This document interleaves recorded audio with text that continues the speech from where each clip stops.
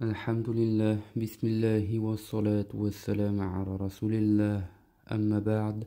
Section numéro 34. Les mérites de Moussa, sa description. Le Très-Haut a dit Wadkur fil kitabi Moussa innahu kana mukhlasa wa kana rasulan nabiyya. Mentionne l'histoire de Moussa se trouvant dans le livre le Coran. Il vouait sincèrement le culte et était un messager, un prophète. Nous l'avons appelé du côté droit de la montagne et l'avons rapproché quand il eut un entretien avec lui. Nous lui avons aussi accordé par notre grâce son frère Haroun comme prophète. Ça c'est issu de la sourate Maryam, numéro 19, verset 52, enfin 51, le premier que nous avons lu jusqu'au verset 53. Il dit: Ô Moussa, je t'ai choisi parmi les hommes avec mes messages, et ma parole. Ainsi, prends ce que je t'ai donné et sois du nombre des reconnaissants. Ça c'est verset 144 de la sourate Al-A'raf. Et il y a beaucoup d'autres, on va dire, versets coraniques qui attestent de la personne de Moussa et de ce qu'il a pu recevoir, alayhi salam. Donc on va rentrer dans l'explication, on va dire, de l'imam Ibn Kathir, rahimahullah, mais l'explication des mérites de Moussa et à plus large titre de sa description.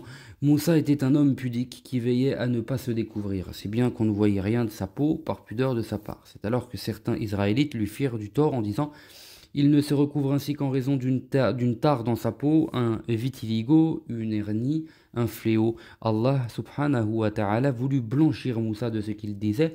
Un jour il se retira seul, déposa ses vêtements sur une pierre et se lava entièrement.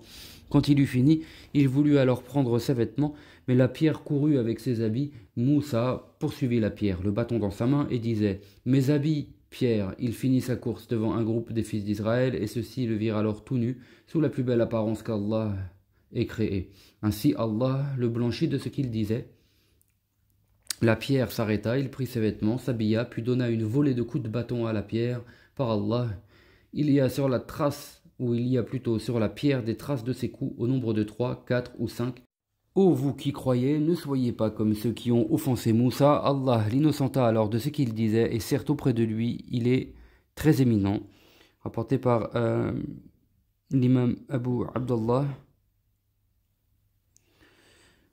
De cette éminence, certains prédécesseurs ont compté le fait qu'il a intercédé en faveur de son frère auprès d'Allah et a demandé ainsi qu'il soit assistant, ou qu'il soit plutôt son assistant.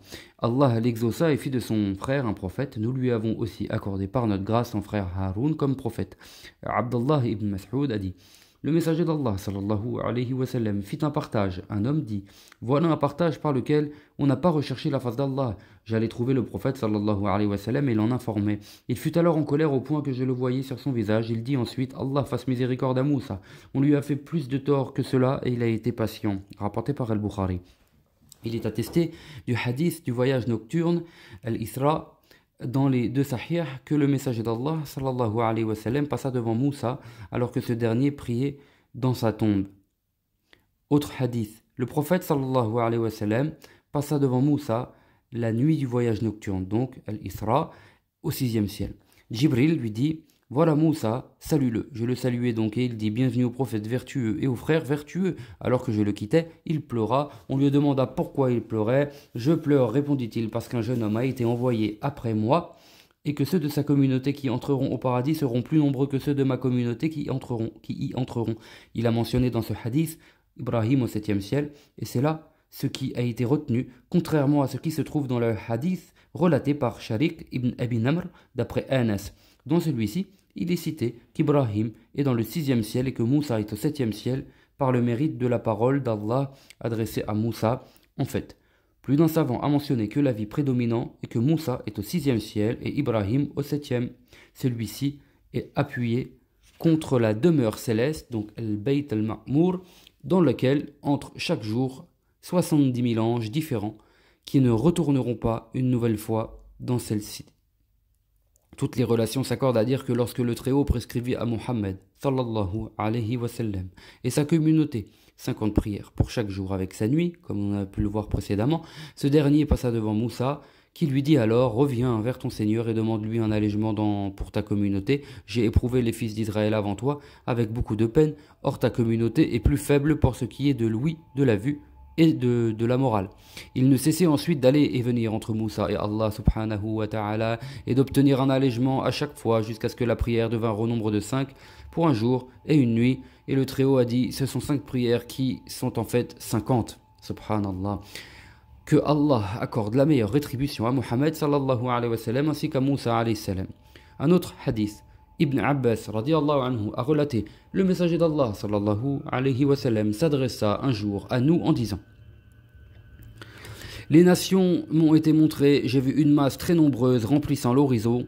On me dit, voilà Moussa avec son peuple. Ça c'est rapporté par Al-Bukhari. Le Très-Haut a beaucoup mentionné Moussa dans le Coran, il en a fait l'éloge à beaucoup, et il a relaté son histoire dans beaucoup d'endroits. Et il l'a répété plusieurs fois, hein, et l'a développé, et l'a résumé dans le Coran al-Karim.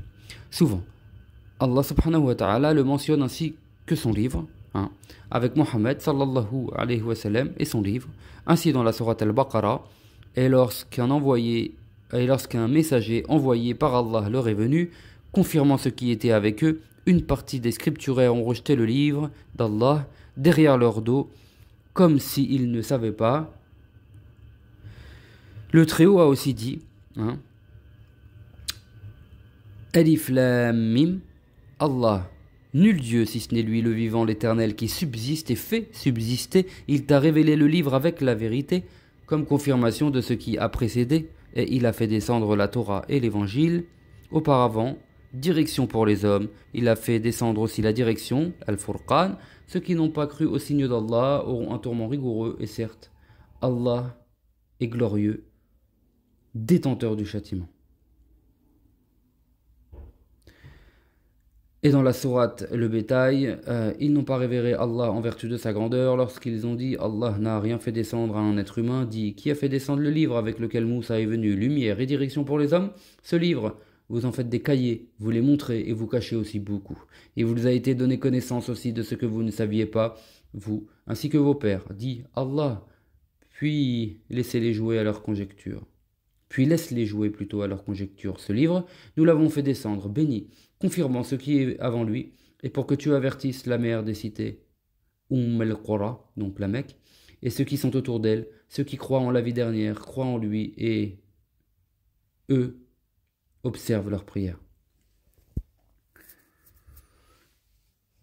Et là, donc, dans le livre, beaucoup de passages coraniques sont cités et on va conclure sur cette section, la section numéro 34, avec les propos de l'auteur Ibn Kathir, rahimahullah. Ainsi, il a fait du Coran un souverain sur tous les autres livres, il en a fait aussi une confirmation de ceux-ci et a exposé par lui les altérations et les modifications qui ont eu cours dans ceux-ci, donc dans les livres d'avant. En effet, il a été confié aux scripturaires de préserver les livres qui étaient entre leurs mains, mais ils ont été incapables de les garder ou de les préserver. C'est pourquoi ceux-ci ont été l'objet de leur altération et de leur modification, du fait de leur mauvaise compréhension, de leur défaillance dans leur science, de leur négligence et de leur trahison envers leur Dieu.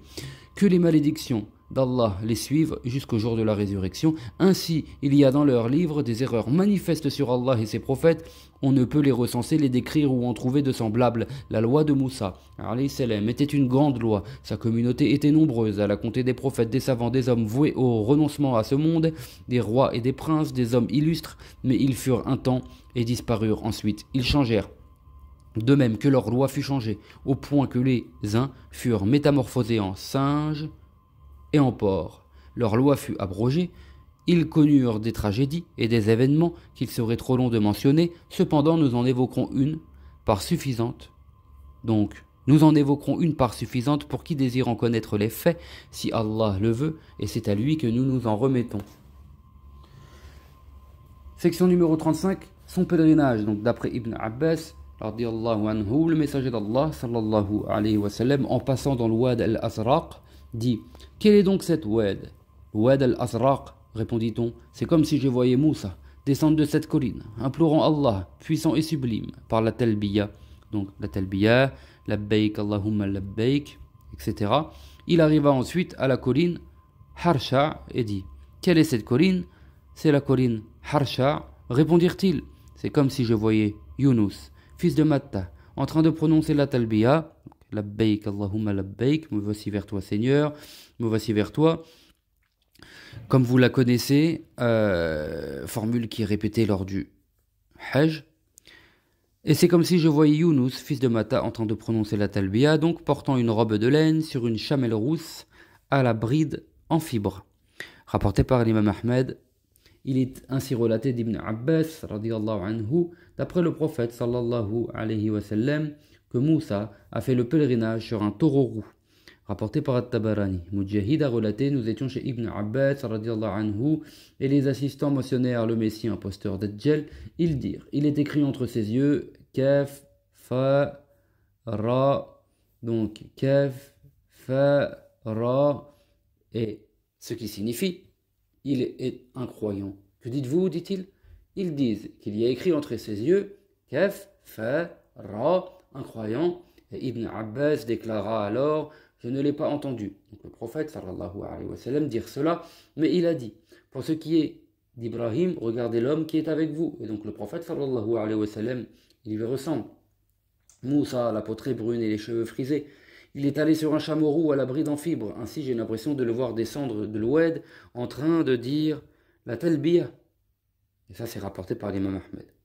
Le messager d'Allah, sallallahu alayhi wa sallam, a dit aussi, j'ai vu Isa ibn Maryam, Moussa et Ibrahim.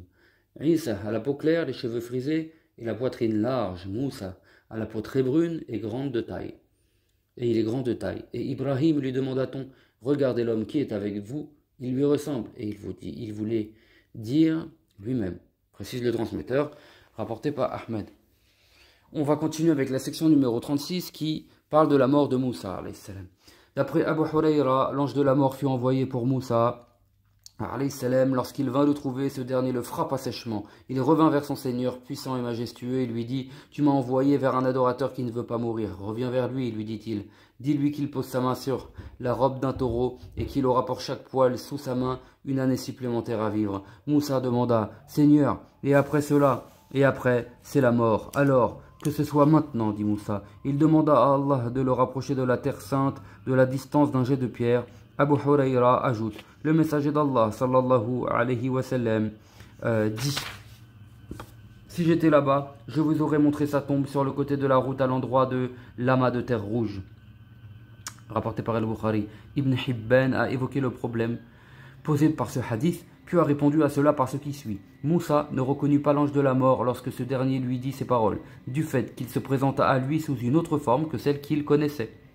Et c'est ainsi que Djibril, ou plutôt il se présenta sous une autre forme que celle qu'il lui connaissait. Et c'est ainsi que Djibril s'est présenté à Mohammed sallallahu alayhi wa sallam sous la forme d'un bédouin, que les anges vinrent trouver Ibrahim et l'autre sous l'aspect de jeune homme. Ibrahim et l'autre ne les ont pas reconnus de prime abord. Ainsi, Moussa ne l'a peut-être pas reconnu. Et c'est pourquoi il le gifla et lui creva l'œil, car il était entré dans sa maison sans son autorisation. Cela est conforme en outre à notre charia qui autorise de crever l'œil de qui te regarde dans ta maison sans ta permission. Il espérait en outre concrétiser beaucoup de projets qu'il souhaitait voir se réaliser durant sa vie, telle la sortie du désert de l'errance et l'entrée en terre sainte. Il avait été prédéterminé par l'omnipotence d'Allah qu'il mourrait dans le désert d'errance après son frère Haroun, comme nous l'indiquerons si Allah le veut. Certains prétendent que Moussa sortit avec son peuple du désert d'errance, puis entra avec eux en terre sainte. Or cela contredit ce qui est connu des scripturaires et de la plupart des musulmans. Cela est d'ailleurs corroboré par son dire lorsqu'il choisit la mort. Seigneur, rapproche-moi de la terre sainte, de la distance d'un jet de pierre. S'il y était déjà entré, il n'aurait pas fait cette demande. Alors qu'il était dans le désert d'errance avec son peuple et que la mort arriva, il voulut se rapprocher de la terre vers laquelle il avait émigré et incita son peuple à s'y rendre. Mais le destin s'interposa entre eux de la distance d'un jet de pierre. C'est pourquoi le plus illustre des hommes est le messager d'Allah aux citadins, et c'est pourquoi le plus illustre des hommes est le messager d'Allah aux citadins et aux bédouins dit, si j'étais là-bas, je vous aurais montré sa tombe sur le côté de la route à l'amas de terre rouge. D'après Anas ibn Malik, le messager d'Allah sallallahu alayhi wa sallam a dit, lorsqu'on m'a transporté au cours du voyage nocturne, je suis passé près de Moussa, il était debout en prière dans sa tombe à l'amas de terre rouge. Rapporté par l'imam Ahmed. Donc l'amas, l'apostrophe A-M-A-S, le petit tas de terre rouge. As-Suddi relate, Allah Ta'ala a révélé à Moussa, je vais rappeler à moi Haroun, viens avec lui. à telle montagne. Moussa et Haroun se rendirent donc à cette montagne. Ils y trouvèrent un arbre hors du commun, ainsi qu'une maison et un lit avec sa literie. Celui-ci était traversé par un vent agréable. La vision de cette montagne, de la maison et de ce qu'elle contenait plut à Haroun. Il dit: Moussa, je veux dormir sur ce lit.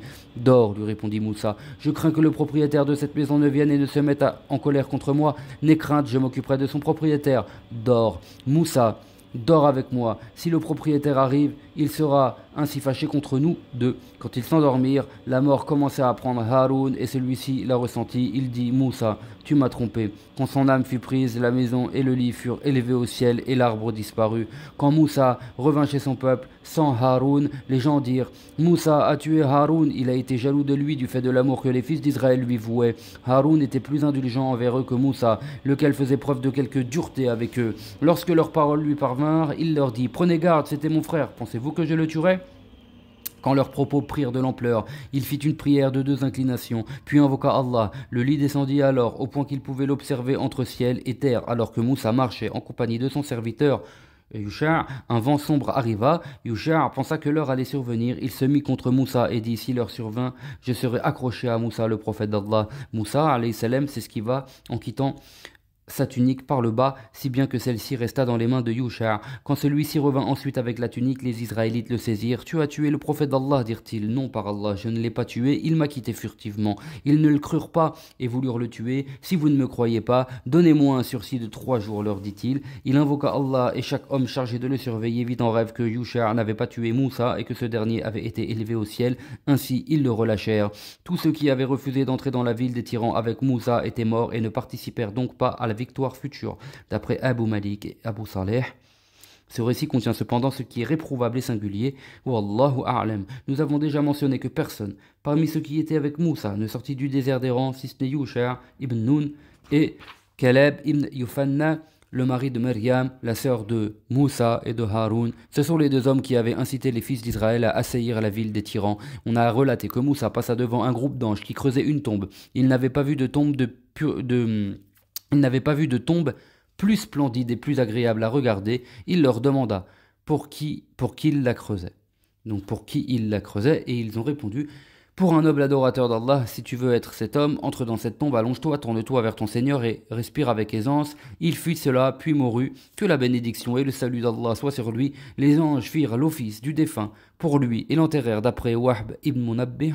Les scripturaires et d'autres déclarèrent qu'il vécut 120 ans. Le prophète sallallahu alayhi wa sallam a dit: l'ange de la mort venait aux gens ouvertement. Il vint trouver Moussa alayhi salam, mais ce dernier le gifla et lui creva l'œil. Il revint chez son Seigneur et dit: Seigneur, ton adorateur Moussa m'a crevé l'œil. Si ce n'était sa noblesse auprès de toi, je l'aurais blâmé, c'est-à-dire, explique Younous, j'aurais été rigoureux avec lui. Va chez mon adorateur et dis-lui de poser sa main sur la robe d'un taureau. Il aura pour chaque poil que sa main aura touché 1 année à vivre. Il vint donc et lui dit, et puis après cela, demanda Moussa: c'est la mort. Que ce soit alors maintenant, dit Moussa. Il le sentit une fois et prit ainsi son âme. Younous précise: Allah lui rendit son œil, puis il venait aux gens secrètement, rapporté par l'imam Ahmed. Et c'est la fin du long récit de Moussa, plein d'exhortations et plein de récits différents et d'histoires différentes que vous connaissez tous. Wallahu a'lam. Subhanakallahumma wa bihamdik, ashhadu an la ilaha illa anta, astaghfiruka wa atubu ilayk.